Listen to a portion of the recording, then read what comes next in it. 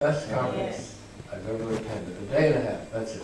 It's the last session, and everyone, people read their paper.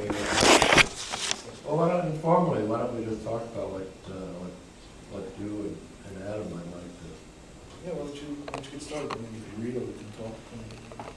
You were scheduled to go first, I think.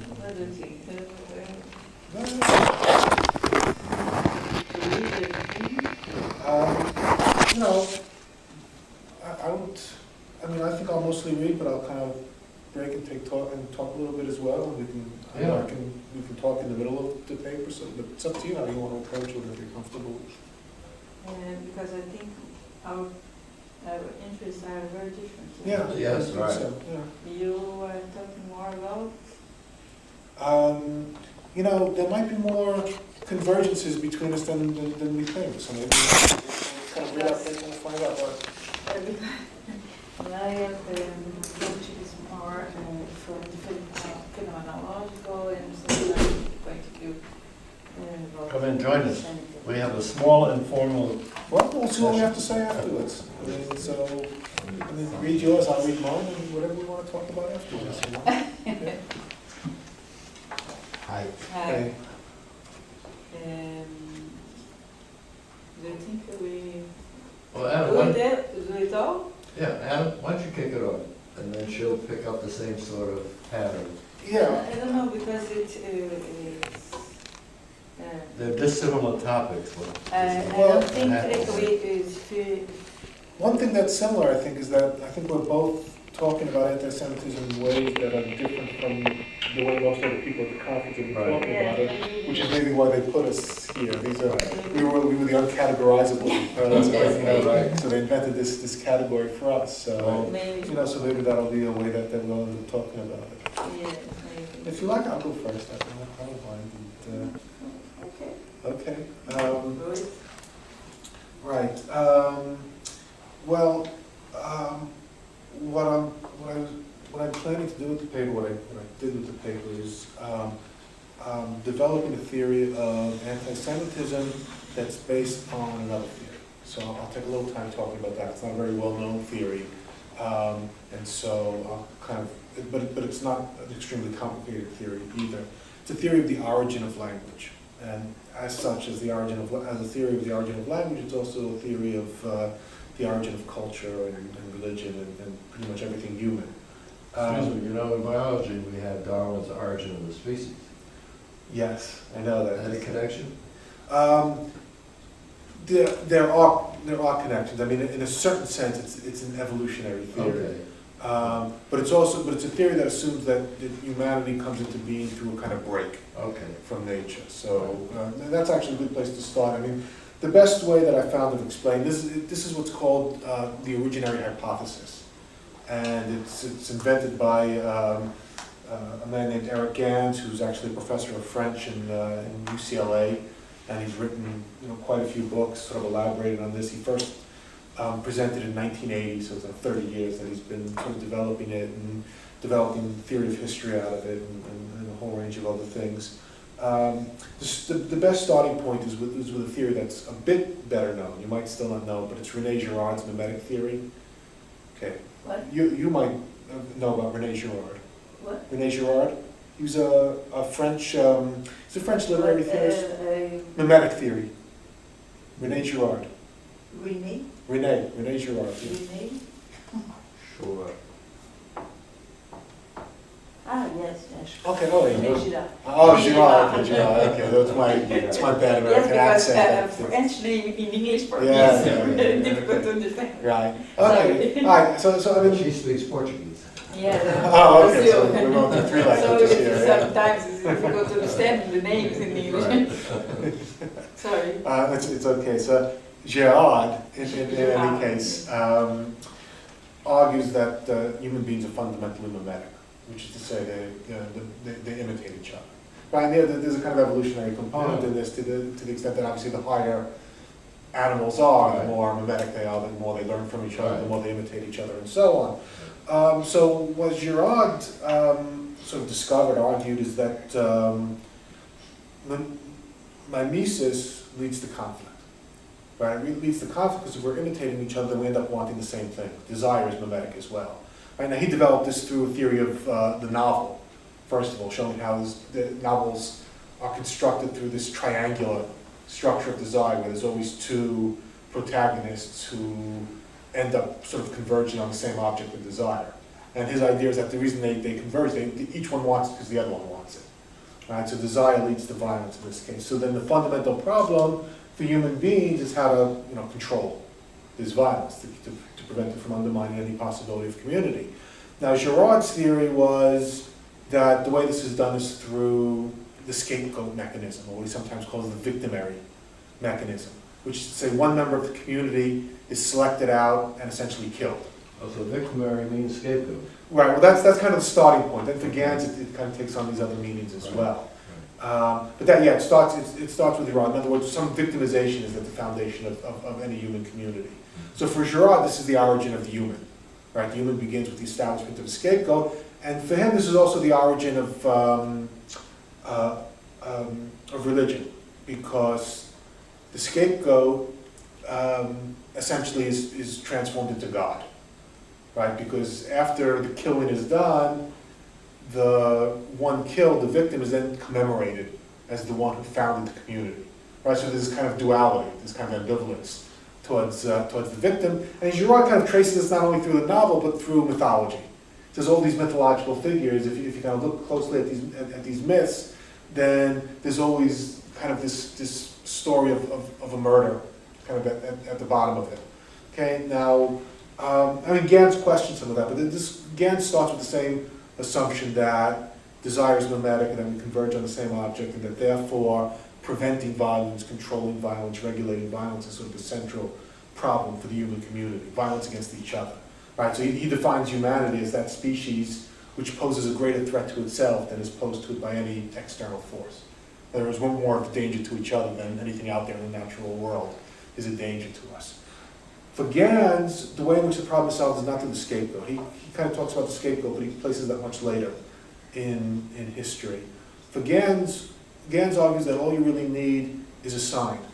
In other words, if you imagine what he calls an originary event or originary scene, where everybody is reaching for some central object. And they're all reaching for it, and at a certain point they can see that they're heading for this violent confrontation. One of them puts forward, or in some combination, you don't have to picture it too precisely. Someone puts forward what he calls the aborted gesture of appropriation. In other words, essentially there's a hesitation. And this hesitation is the first sign. This is the beginning of language. That's sort of the first meaningful sign put forward by human beings, right? So pointing towards the object, it's got a referent, it's got a sort of meaning to it. The meaning to it is that we all kind of stop right now and we kind of allow, in a sense, the object to be. Okay, so so for Gans, this is the origin of language, and what it means is that representation is the deferral of violence.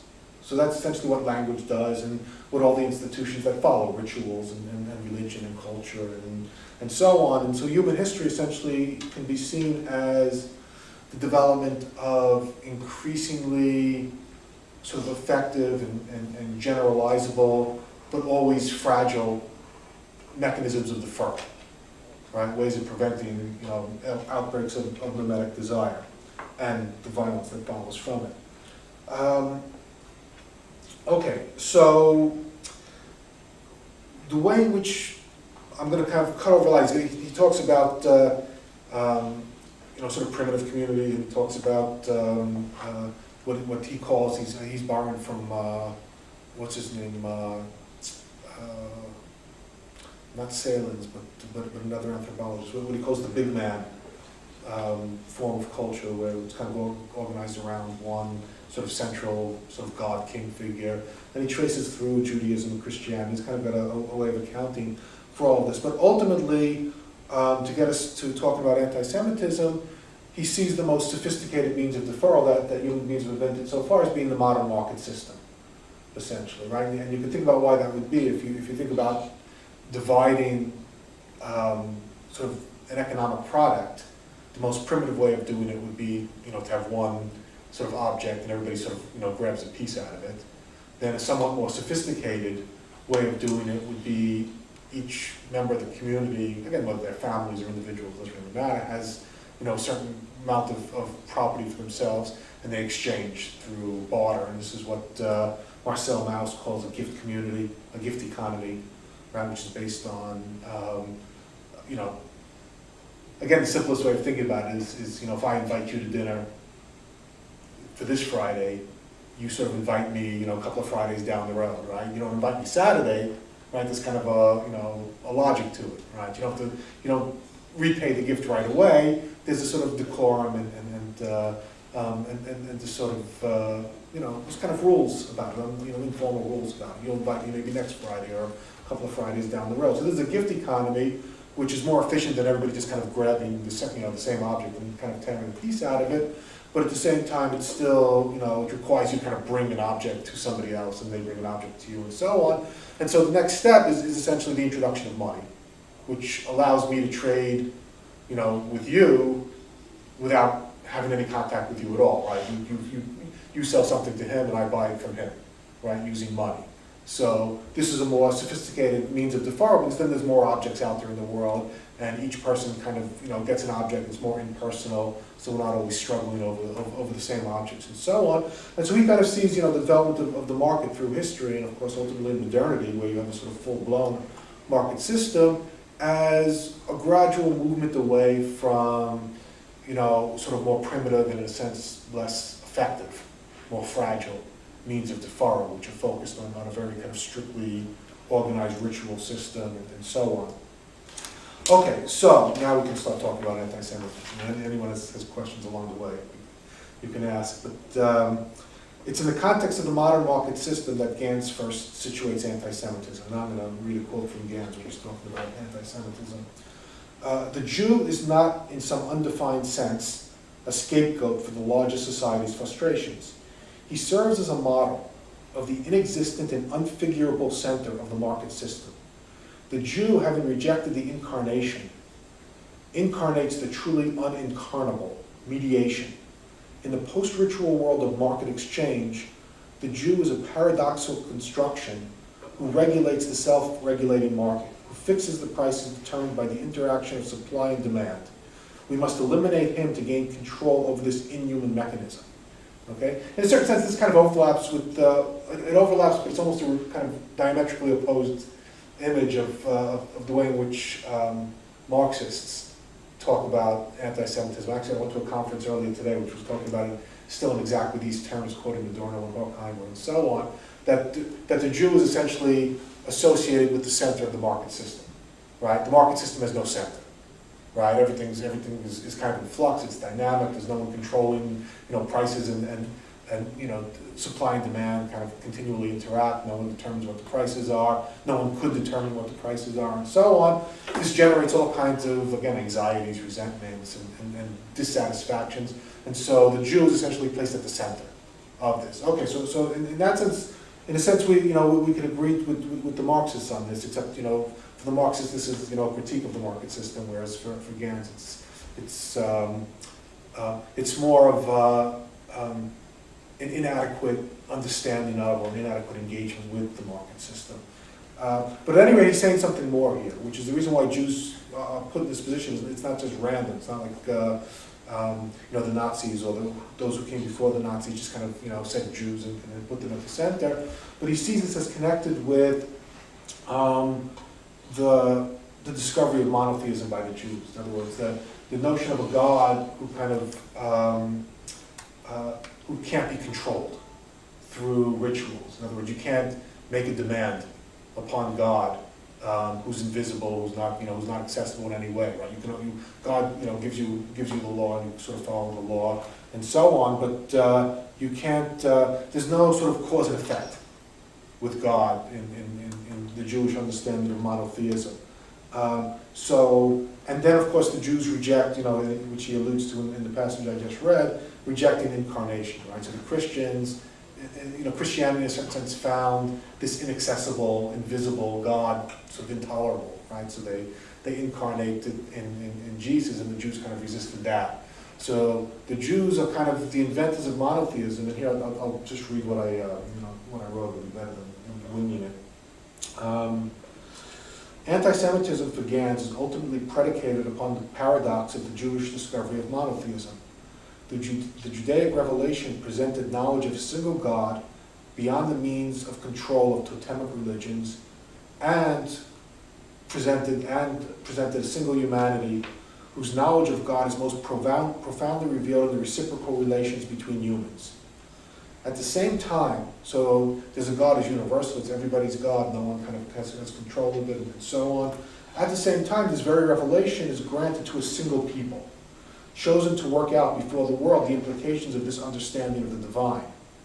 The spread of monotheism, already inscribed in its universalistic origin, could hardly take place other than through resentment towards those who both gave this God to humanity and selfishly claimed an exclusive relation to him. I mean, of course, we can see this, very directly with the Christians, right, who sort of blame, who kind of take the Jewish God and sort of universalize it and say this is what it really meant all along, but at the same time develop this antagonism towards the Jews who don't go along with this, who still kind of hold on to their own sort of archaic and exclusive and sort of selfish relationship to God. And I mean, the same thing more or less takes place with Islam in a different way. Okay. What Gans calls Jewish narrative monotheism helps lay the groundwork for the eventual emergence of the modern market, not only by defetishizing local totems, but by separating faith in God and the obligation to follow the law from the national power and success of the Jewish people. If defeats and even destruction of the nation are given meaning by demands and promises that transcend those temporal events, then moral meaning can be found in the contingencies of history rather than the maintenance of a closed ritual system. I look at that a little bit differently. The idea here is that, this is kind of a reading of the Bible, essentially, which suggests that, something very unique happens with the Jewish people in the Bible, which is they lose their homeland, their state is destroyed, but rather than just sort of abandoning God and then taking the God of whatever new social system they get incorporated into, as I'm pretty sure has been the case through most of history, right? God protects you. If he doesn't protect you, if your community gets destroyed, well, then you go find protection from some other God. That doesn't happen with the Jews, right?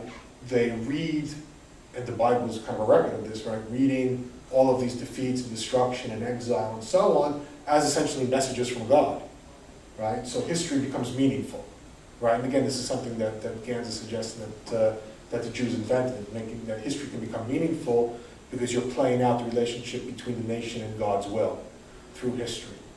And again, I'm suggesting here that this is kind of a Jewish contribution to the modern market, ultimately, because the sorts of dispositions and attitudes and habits that you need to act on the modern market are, let's say, a kind of patience, right? There are ups and downs, right? And things get better and things get worse, and you sort of, you have patience to follow through along the historical process, and you don't assume that there's some kind of direct cause and effect between what you do today and what you get tomorrow, right? So this kind of, longer historical view that is needed for, that you see even in kind of modern Republican theories, small R Republican theories of government have this component to it, right? That sort of the history of the nation is sort of the history of its, Spinoza is probably the best example. It's sort of history of your following, making good laws and following those laws and so on. But this contribution of Judaism to modernity collides with the more specifically Christian contribution, or rather the revision of Christianity constitutive of modernity. All right, what I'm starting to do here is kind of trace these two paths to modernity. Kind of convergent paths, one that comes from a sort of revision of Judaism, and one that comes from a sort of revision of Christianity. I know there's other stuff in modernity as well, but that's what I'm focusing on here. All right, according to Gans, and here I'm quoting again, where Jews had understood that the real center was inhabited by the being of the sign, the Christians realized that this being was generated and could be generated anew by an act interpretable as victimization. In other words, while Jewish victimization was already a sign of Jewish chosenness, right, obviously already for Judaism, the fact that, that the Jews, that there's antagonism towards the Jews is in a sense kind of proof of their election, This was a burden borne by Jews alone, right? There's nothing in Judaism that kind of suggests that anybody else has to do this, right? That anybody else has to kind of form this unique relationship to God, and so on. For Christianity, the persecution of Jesus is imitable, and identification with it the source of salvation.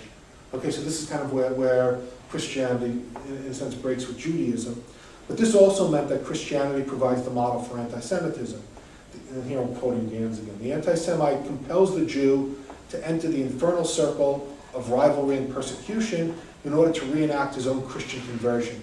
He is the new Paul, and the Jew is the Saul he used to be. Okay, so again, here he's talking, there was a talk yesterday that kind of set up something similar, that Christianity sort of needs this sort of persecutory relationship with Judaism, and this figure of the Jew to constitute itself. Okay, now...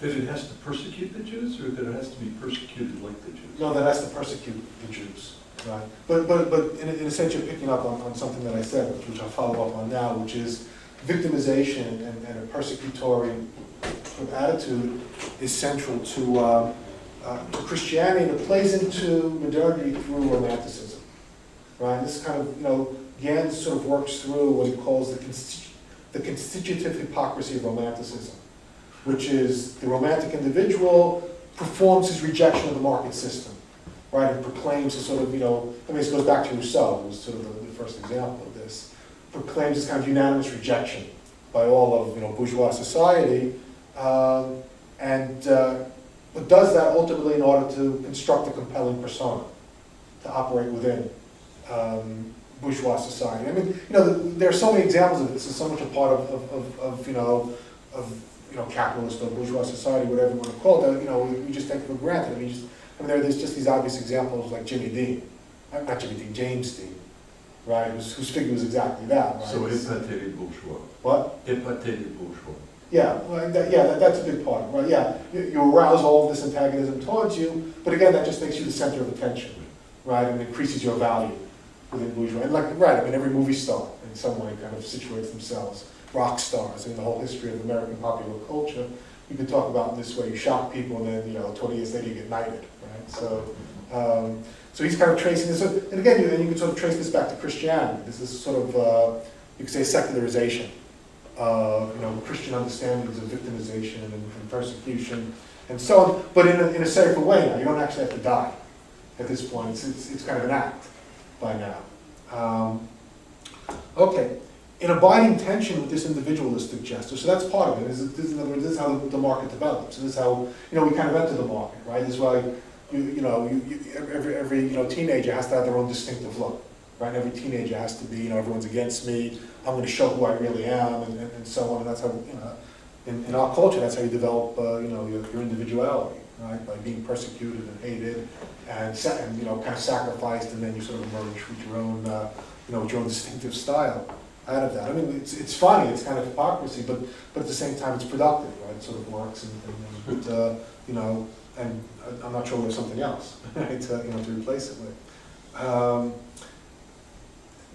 Something very similar happens with nationalism, which is, the development of nationalism takes place in the same way. Each nation has to sort of liberate itself from some oppressor, whether it's internal or external, whether it's a feudal regime or it's some kind of, colonialist oppressor, which at the same time is a kind of a mimetic model, right? We want to be like the ones who are oppressing us, but we have to, antagonize them. We have to struggle against them at the same time.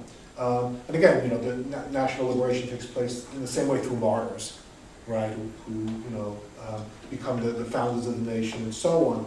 Okay, and then Gans argues anti-Semitism intensifies in the bourgeois era because it is at this point in history that persecution, which grants significance, comes to be preferable to indifference. At this point, the Jew's indifference to Jesus is no longer a veil covering his guilt for the crucifixion. It is itself the ultimate persecution. To opt out of the theater of national life is ipso facto to operate in the hidden realm of conspiracy. The Jew is the ultimate dandy, whose detachment from society, in principle, regardless of fact, is a sign of his omnipotence. The anthropological meaning of anti-Semitism may be expressed in terms of the market, but only insofar as the lesson of the modern market is itself understood as a transhistorical revelation concerning human exchange. The Jew is designated the subject of the market because, faithful to the empty center revealed by the burning bush, he remains in principle indifferent to the object, whether of persecution or adoration that he finds there. In other words, again, this goes back to the same, the Christians put a person at the center of their sacred scene, and the Jews don't, right? And so, as modernity develops through nations that also put the kind of figures at the center of the scene, and the Jews, again, it doesn't really matter what the Jews are actually doing at this point. The configuration of the Jew-Christian relationship is configured in such a way that the Jews are seen as those who are indifferent to what's at the center of the scene. So that by itself abstracts them from, again, what he calls the theater of national life. And which again, goes back to the situation of Jews at the center. They must be hiding something, they must be controlling things behind the scene, and so on. Okay, the fury of the here this is me, but I'm kind of going back into quoting in a second here. The fury of the Nazis' assault against the Jews gathered together all these threads of the anti-market revolt with a desperate attempt to displace the primacy of the Jews and falsify their narrative. Again, this is a quote from Gans. Enraged at the Jews' monotheistic equanimity in defeat and disaster, the Nazis hoped to inflict on them a catastrophe so great that it could not be understood as a message of God to his people. Okay, which I think is actually a pretty original way of understanding what the Nazis were trying to do, right? To inflict a catastrophe so great that it wouldn't fit the narrative anymore, right? All the other narratives. Extermination. Right, in other words, all the other narratives, right, getting driven out of your homeland and so on, we can fit that in, God is punishing us and so on, but this is too big, this kind of breaks the whole thing, which in some sense it did, right? That narrative sort of really hasn't worked for Jews well, we don't have to quantify it. I think probably for most Jews afterwards, but either way, it certainly damaged them significantly. Okay, so this is anti-Semitism up through into the capitalist period, up through the Holocaust. Okay, now something new happened, so I'll start reading a bit and see if I need to stop. The ultimately omnicidal potential for human violence revealed by the Holocaust introduces something new into this equation. The Holocaust marks the beginning of the victimary era. So now this word victimary is going to start to take on a slightly different meaning, in which we are now living. The virulent hatred of the Nazis towards the Jews drew the world into a cataclysmic struggle, the like of which we will not survive again in the nuclear age. And Gans kind of talks about this in various places that I'm sort of cutting out, where you have to think about, the impact of the Holocaust, which Gans says someplace is kind of the closest thing to a divine revelation that we've had in the modern period. The impact of the Holocaust has to be sort of combined with Hiroshima, sort of coming right after. Because, not that there's any equivalence between Hiroshima and the Holocaust, but it's more that if you take the Holocaust and apply to it the means that we now have, as revealed through Hiroshima, then you get around it. Then what? You get around it. Well, maybe, but we get something we can't tolerate. Right. In other words, the Nazis with the atomic bomb would kind of reach the levels of violence that we're at this point where it's not even clear humans could survive such a violent cataclysm at this point. Okay, so the eschewing of such hatred must be at the center of a new system of deferral constructed after the war. So whatever looks like, and of course what looks like is can be very variable. Whatever looks like the Nazi-Jew relation must be uncompromisingly prescribed. Okay, so in other words, what Gans calls the victimary era now is where this Nazi-Jew asymmetry becomes sort of the model for all social relations, right? So any asymmetry, however minor, you can talk about it now in terms of at least its potential to move towards this kind of extreme Nazi-Jew relationship.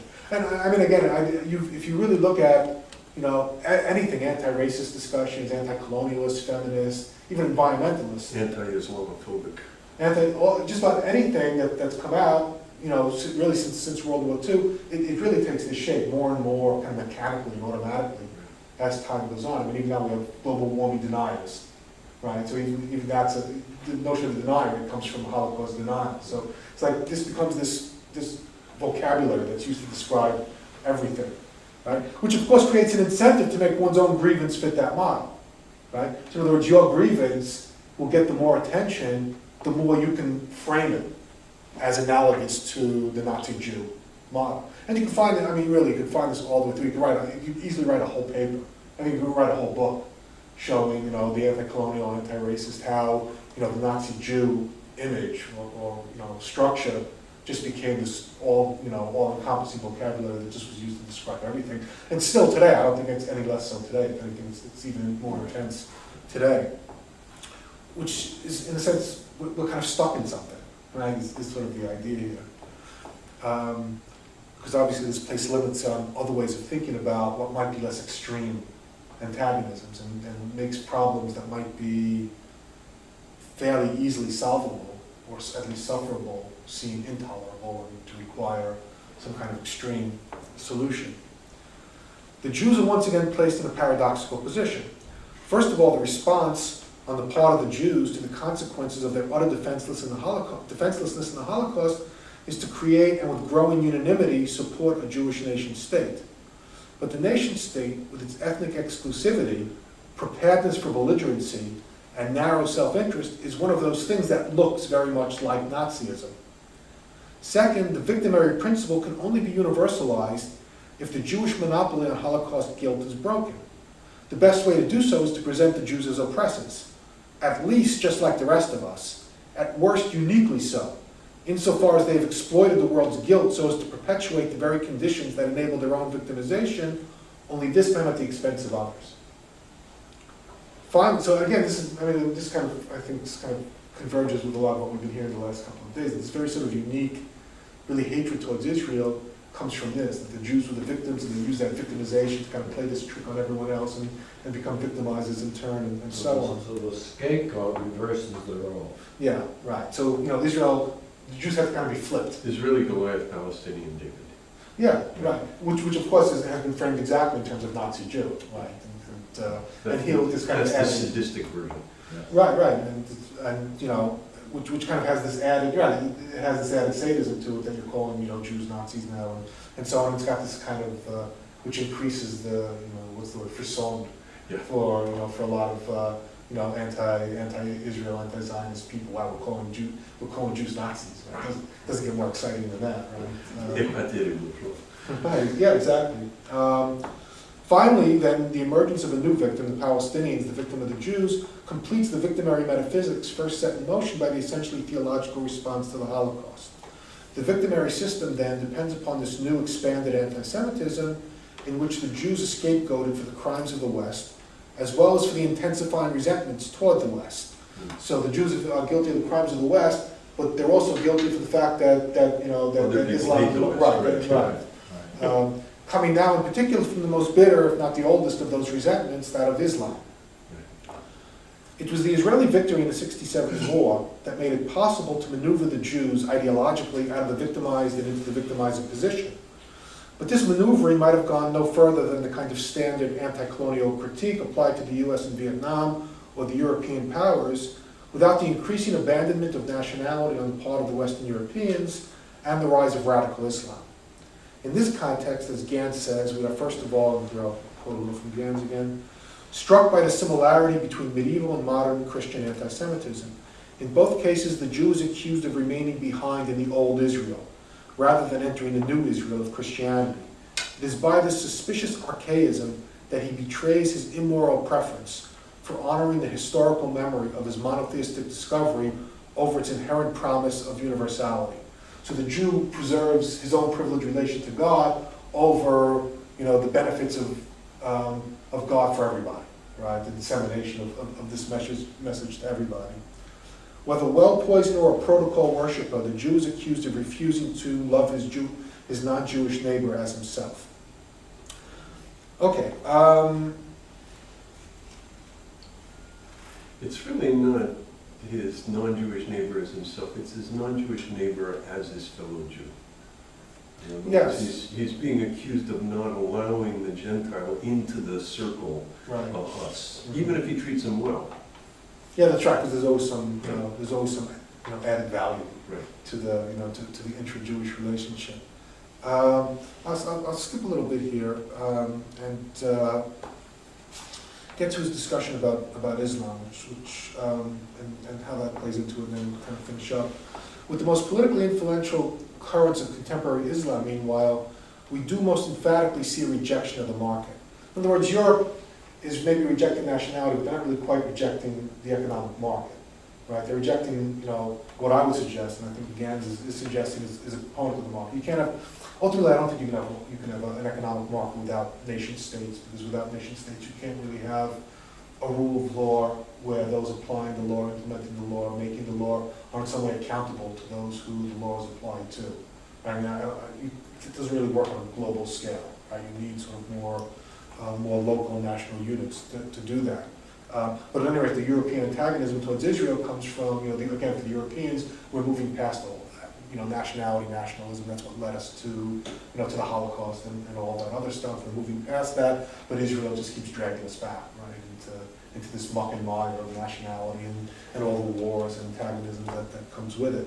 When you're referring to the economic market, I've in the past been a consultant for the World Health Organization, and Israel is in with the European countries because of their association, obviously, their lack of solidarity with the Middle East. And it's strange because when you take a look at the economy of Israel and the economy of Europe, you're probably much closer than the economy of Israel and their neighbors. But they've been banned from being in the Eastern Mediterranean region of the World Health Organization, Right. and assigned a role in with the European group. Yeah. They don't fit. Right, yeah, I mean, first of all, they have to be recognized by all those countries, right? I guess that you have to participate in an organization with them. Maybe, let's see, the way in which he talks about Islamic anti-Semitism in particular is... What's his first name? Eric. Okay. E-R-I-C. And, if you want to learn more about Gans and all of this, he's got a website called Anthropoetics. Generative anthropology, Yeah, that's in it. a way of thinking. That's it. Anthropoetic. What's the name? Anthropoetics. I'm going to write it up on the board there. Anthropoetics, the Journal of Generative Anthropology. Yeah, and he's got, there's nothing to write here with, but A-N-T-H. Can you write it for me, please? Yes.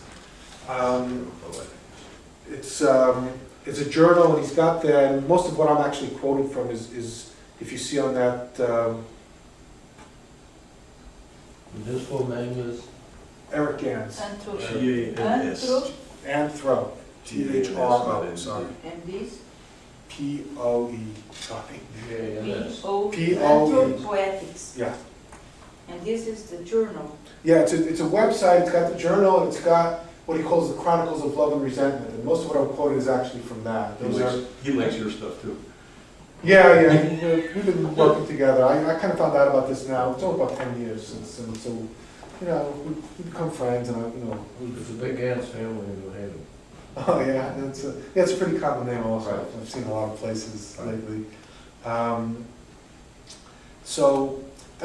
He talks about Islamic anti-Semitism mostly in terms of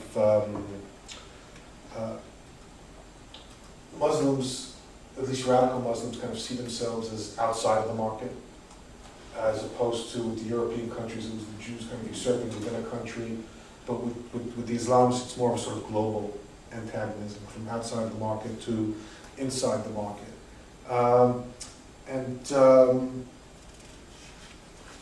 I'll just read the conclusion, and we'll come back and talk about anything that I want to. What's your name? Ilana. Give Ilana a chance to talk Yes, as I well. think we have to finish it. Oh, No, Yeah. 3:45. 3:45, okay. 3:45 is 3:07-ish. Yeah. Okay, so I'll just read, just take me about 5 minutes and then on yours. Okay. I guess I'll just say, the conclusion, I think, is we cannot effectively address this emergent anti-Semitism without addressing the pathology surrounding the global market. On the one hand, the form taken on the marketplace by what Gans calls Jewish firstness, which is kind of, again, the discovery of anti-Semitism, the discovery of monotheism and so on, is that of the centrality of the entrepreneur, who organizes capital and introduces a new division of labor and creates new desires. Despite claims of consumer supremacy, which is kind of one of the ways we talk about, market society, right? The consumer is sovereign and so on. One source of the mysteriousness of the market's workings is precisely that new products enter the market before anyone has been asking for them or has even thought of them. Tales of consumer manipulation take on their plausibility from this fact. In other words, things really do come out onto the market, right, that nobody's been looking for, that seem to be coming from nowhere. Similarly, the solicitation of investment capital from the outside inevitably looks conspiratorial, especially when heavily regulated markets require political maneuvering before new projects can get off the ground. We can see exploitative and deceptive entrepreneurial practices as exceptions to the rule in a fundamentally beneficial market process. Or we can see the honest worker and consumer as the victim of malevolent and unaccountable market players. Which perspective we adopt, doesn't depend upon the facts, right?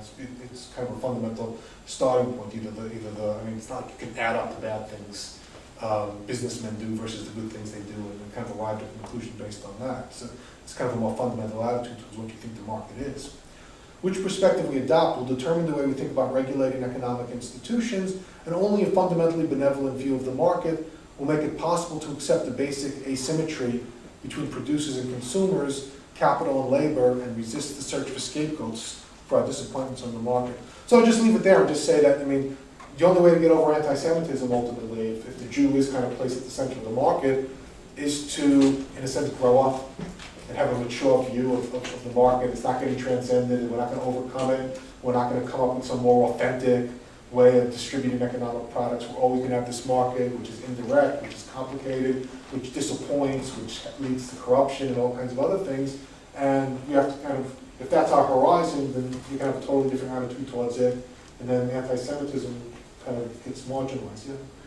Did you go to the session, the last set of breakout sessions, there was a talk by Bjorn Milbrandt, University of Marburg, Conceptualizing Contemporary Anti-Semitism in Germany, theoretical, whatever.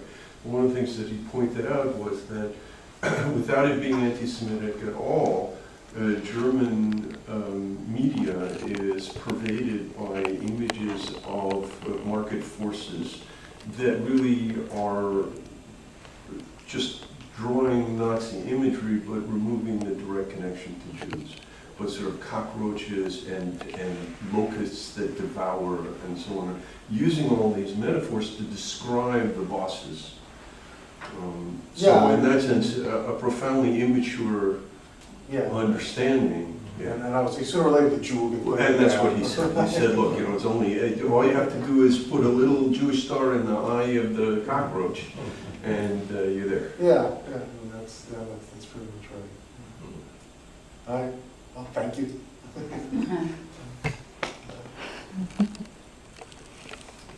So I'll be reading because my English is not so good. So but we're reading. My paper, I will try to bring something very different from everything that I have been listening these days here. I'm a psychoanalyst and an anthropologist, a social anthropologist, and I have been working the last few years with a philosophy, they call it Epstein. I don't know if somebody has heard about it. She's she was Epstein. Oh yeah, sure. Philosopher.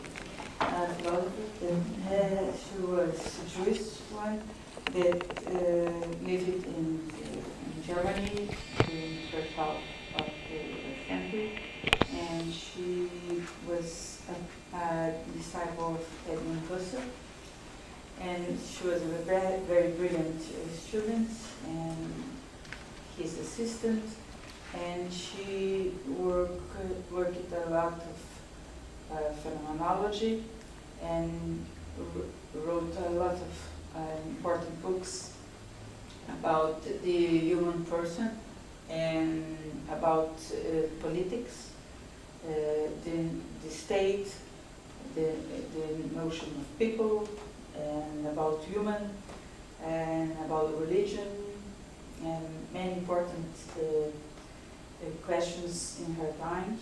She was very participating, excuse my English, participating a lot in old movements and the Weimar Republic, and very active and very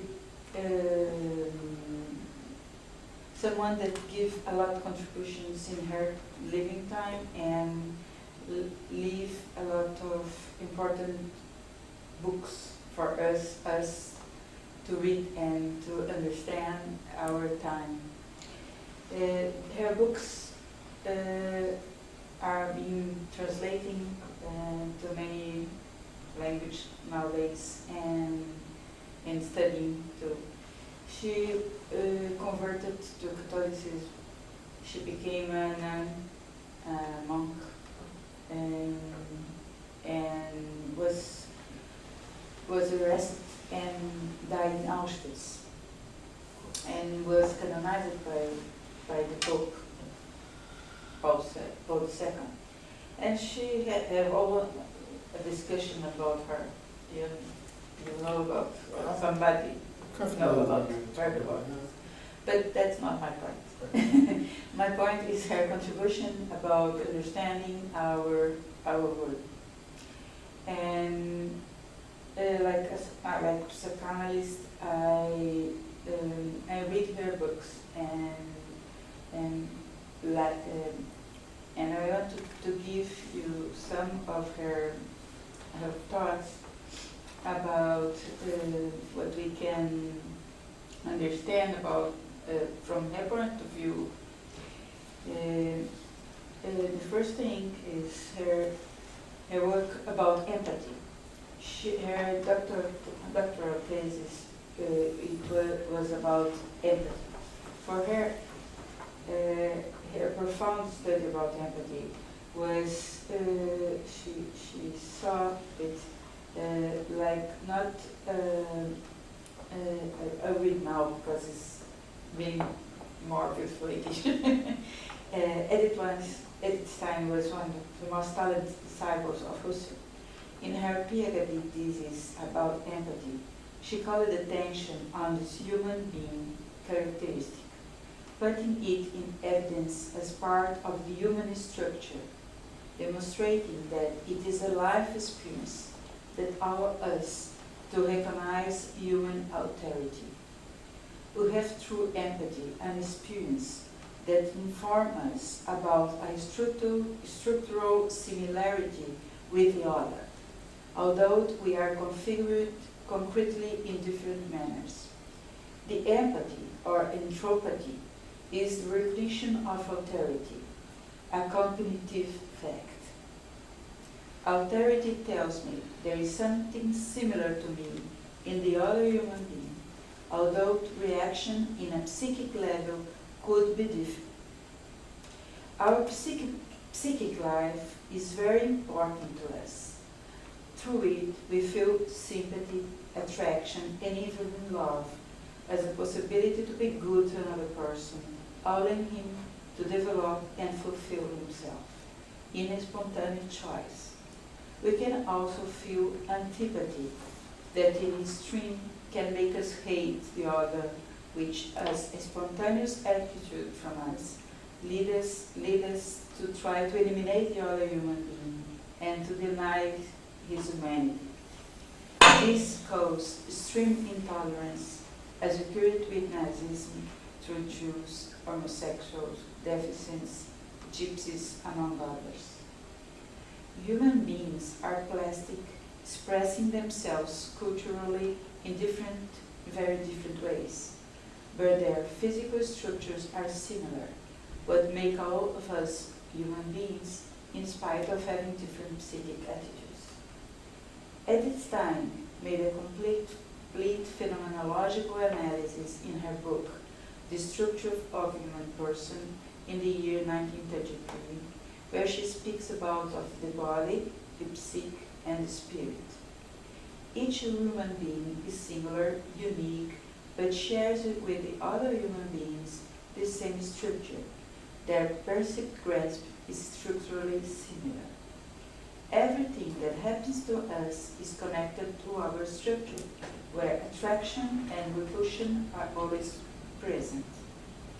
In her works, Edstein demonstrated that the refusal of similarity of the structure of the human person can make one hate different. Beyond the psychic and cultural difference, exists a common humanity with a common fundamental and basic dimension in the necessities and primary affections. Edstein lived in the center of the crucial historic events that shaped the first half of the last century. As an intellectual deeply involved with the question of her time, she dedicated herself not only on philosophical issues, but also pedagogical, political, and religious matters, and even about the female condition. Edith was part of a little-known group who converted Jews to Catholicism. She born in Breslau, now Poland, in a liberal Jewish family, and I go through this because I already talked about. She was always interested in political events, that's what I said, and she understood that the National Socialism was not only a political party, but proposed itself as a myth and as a way of life. The political events of 1933 in Germany compelled Edstein, already a Carmelite nun, to react, begin to write her autobiographic book called About the Life of a Jewish Family, with the intention that she mentioned in the preface to show the life of a Jewish family. She always kept very strong ties with Judaism, mainly with her mother, her family, and the Jewish community, which constituted her human formation, and more widely with the Jewish people, to which she always mentioned to belong. This is even after she converted? Even after. Through her family story, she wanted to give a concrete example of a Jewish community, linked not only on blood ties, opposing to those who supported the idea that it is a race that delineate and distinguish human beings. Analyzing the notion of people in one of her works, she said that the blood ties are relative, being predominant the spiritual legacies. For her, people is a spiritual community. Edstein saw the Nazi phenomenon sustained, among other reasons, by the mistake of approaching the human being and the world from illuminist and irrationalist point of view. During those turmoil days, Edstein also wrote a letter to Pope Pio XI. This letter has religious, moral, and political values because she asked him to take a spiritual position, to leave his silence and write an encyclical condemning anti-Judaism, alerting him to the dangers of Hitlerism for the Catholic Church itself, of which neither negotiations nor collaborationist politics will save. The symptoms were very deep, in many sensible zones, as education, youth, human rights, race, atheism, totalitarianism. Her diagnosis was very accurate because she takes a stand that places her among the victims. But she did get no answer to this letter and was very much disappointed. And in her own words, she wrote, "I noticed some Pope received my letter. I'm sure he may remember it many times," because she was diagnosing very well what was going to happen. Her foresights were born from deep studies clear information, interior liberty, ethical indignation, solidarity feelings, high conceptions of politics and state, of dignity and knowledge of the rise of human persons. Neither the letter nor her written family story gave any immediate fruits, but they are documents of an extraordinary moral strength and immense historic value that make possible comprehend what was life's situation at that moment. Edith Stein's life is undissociable from the story of the Jewish people, and as the Portuguese and Spanish converts of the 16th century, she was persecuted and murdered, not for her ideas or creed, but for her Jewish origin, even though she converted to Catholicism and turned to be a Carmelite nun. Pope John Paul II, when he canonized her in October 1998 with the name of Saint Teresa Benedicta of the Cross, said, Jew, philosopher, Carmelite, martyr. She brings in her intense life a dramatic synthesis of our century. The work of Edith Stein has been translated to many languages, as I said, and studied intensely in these last years. She criticized the modern world that originated in National Socialism and Stalinism, questioning the potential disease of the human being resulting from epistemological perspective of the theories used for his studies and treatments. And this is very important because we still today use the same perspectives to study the man, ourselves, and to treat, and then I'm thinking about the psychological and the medical treatments we use to take care of ourselves, and many of these methodological and epistemological ways are making us more sick instead of taking care and solve our problems.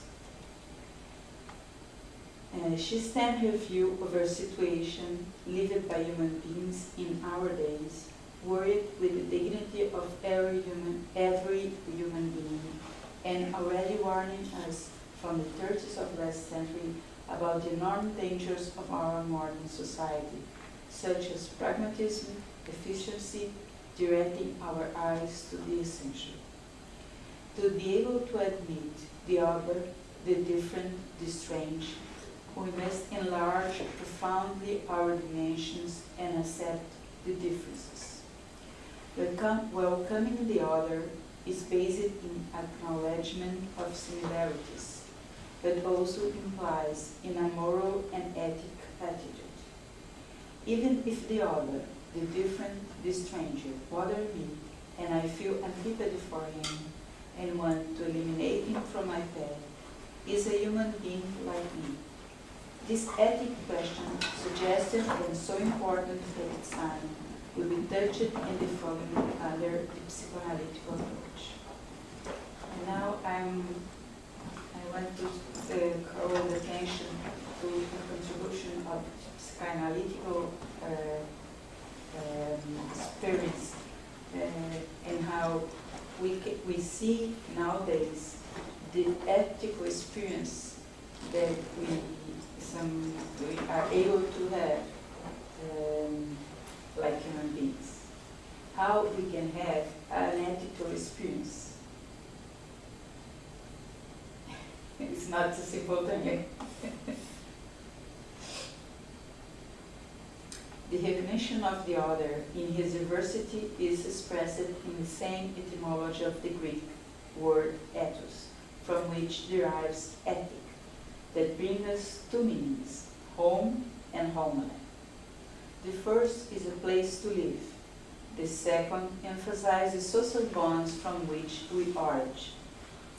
The word ethic refers to the necessary condition for human happening, and allows each subject to live in a world inserted in a community. Home homeland, a place to live, means a place to be that is direct and profoundly related to the question of the meaning of life. This place, considered a condition to the emergence of the being, is, in reality, the we inside which the subject can build his singularity.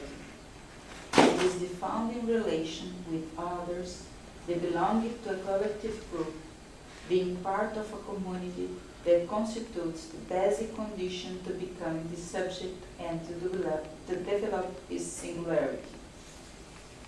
Usually, the ethical experience is seen as fruit of learning, of aggregation to a personality that is being formed, organized, what leads to the importance of a socially given to education, helping children information through which the ethical register as a personal experience.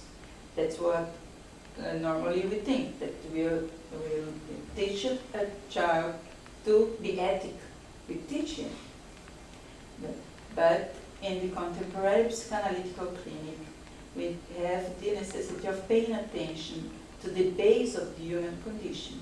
And what we have seen is that the ethical question is not only an aggregated register, an acquisition due to learning, but is part of the human condition itself, of what is original. Thus, there is, from the beginning, a foreboding of the ethic. This is a very interesting phenomenon.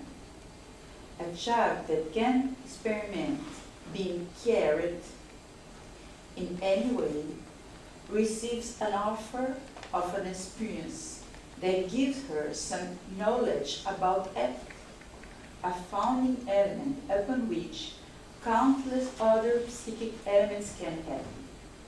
Can you follow? Mm-hmm. Prior to be an action, care defines an attitude that expresses the consideration for the other and his necessities. When this ethical care doesn't happen, we have the presence of ruptures. Best conference I've ever attended, a day and a half, that's it. That's the last session, and everyone, people read their paper. Well, why don't, informally, why don't we just talk about what you and Adam might like to. Yeah, why don't you get started? I mean, you can read or we can talk. You were scheduled to go first, I think. What do you think?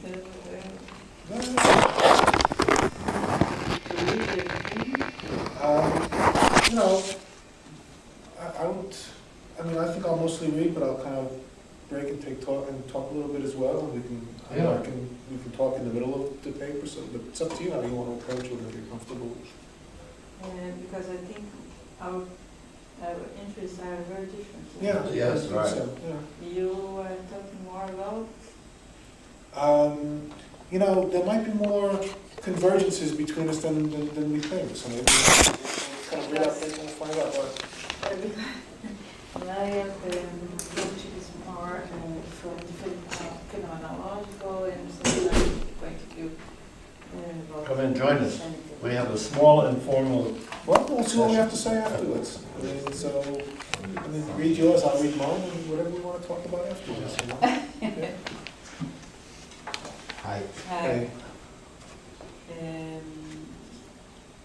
Do you think we Well, Adam, do it all? yeah, Adam, why don't you kick it off, and then she'll pick up the same sort of pattern. Yeah. I don't know, because it's They're dissimilar topics, but. I Well, don't think that we One thing that's similar, I think, is that I think we're both talking about anti-Semitism in ways that are different from the way most other people at the conference have been talking about it, which is maybe why they put us here. These are we were the uncategorizable. Right. So they invented this category for us. So maybe. you know, so maybe that'll be a way that we'll end up talking about it. Yeah, maybe. If you like, I'll go first. I don't mind. Okay. Okay. Right.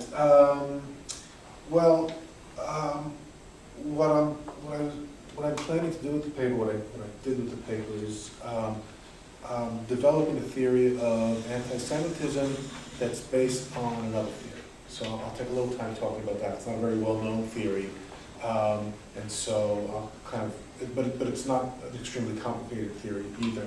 It's a theory of the origin of language, and as such, as a theory of the origin of language, it's also a theory of the origin of culture and religion and pretty much everything human.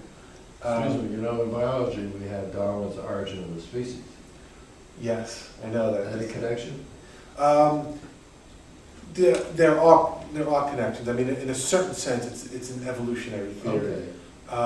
But it's a theory that assumes that humanity comes into being through a kind of break from nature. So that's actually a good place to start. I mean, the best way that I found of explaining this is what's called the originary hypothesis, and it's invented by a man named Eric Gans, who's actually a professor of French in UCLA, and he's written quite a few books, sort of elaborated on this. He first presented in 1980, so it's like 30 years that he's been sort of developing it and developing theory of history out of it and a whole range of other things.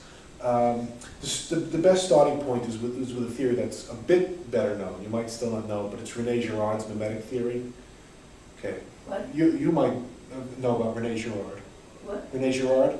He was a French. He's a French literary theorist. Mimetic theory. René Girard. René Girard. Yeah. René? Sure. Ah, yes. Okay, oh, you know. René Girard. Oh, Girard, okay, Girard, okay, that's my bad American Yes, accent. because French name in English for me Yeah, is yeah, very yeah. difficult to understand. Right, okay, all right, so I mean. She speaks Portuguese. Yeah. Oh, okay, so we're going through three So languages here, yeah. sometimes it's difficult to understand the names in English. Sorry. It's okay, so Girard, in any case, argues that human beings are fundamentally mimetic, which is to say they imitate each other. Right, and there's a kind of evolutionary component in this to the extent that obviously the higher animals are, the more mimetic they are, the more they learn from each other, the more they imitate each other, and so on. So what Girard sort of discovered, argued, is that mimesis leads to conflict. Right? It leads to conflict because if we're imitating each other, we end up wanting the same thing. Desire is mimetic as well. Right? Now he developed this through a theory of the novel, first of all, showing how the novels are constructed through this triangular structure of desire, where there's always two protagonists who end up sort of converging on the same object of desire. And his idea is that the reason they converge, each one wants it because the other one wants it. Right? So desire leads to violence in this case. So then the fundamental problem for human beings is how to control this violence, to prevent it from undermining any possibility of community. Now Girard's theory was that the way this is done is through the scapegoat mechanism, or what he sometimes calls the victimary mechanism, which is to say one member of the community is selected out and essentially killed. Oh, so victimary means scapegoat. Right, well that's kind of the starting point. Then for Gans it kind of takes on these other meanings as well. But that, yeah, it starts with Girard. In other words, some victimization is at the foundation of any human community. So for Girard, this is the origin of the human.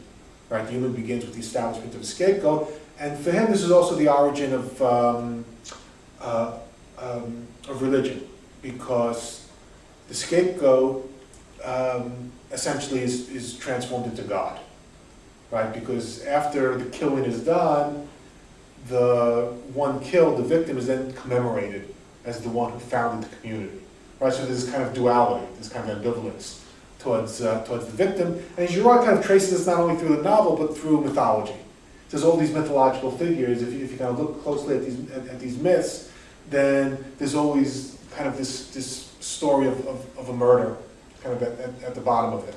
Okay, now, I mean, Gans questions some of that, but Gans starts with the same assumption that desire is mimetic and that we converge on the same object, and that therefore preventing violence, controlling violence, regulating violence is sort of the central problem for the human community, violence against each other.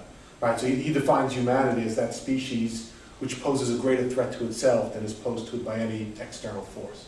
In other words, we're more of a danger to each other than anything out there in the natural world is a danger to us. For Gans, the way in which the problem is solved is not through the scapegoat. He kind of talks about the scapegoat, but he places that much later in history. For Gans argues that all you really need is a sign. In other words, if you imagine what he calls an originary event or originary scene, where everybody is reaching for some central object. And they're all reaching for it, and at a certain point they can see that they're heading for this violent confrontation. One of them puts forward, or in some combination, you don't have to picture it too precisely. Someone puts forward what he calls the aborted gesture of appropriation. In other words, essentially there's a hesitation. And this hesitation is the first sign. This is the beginning of language. That's sort of the first meaningful sign put forward by human beings, right? So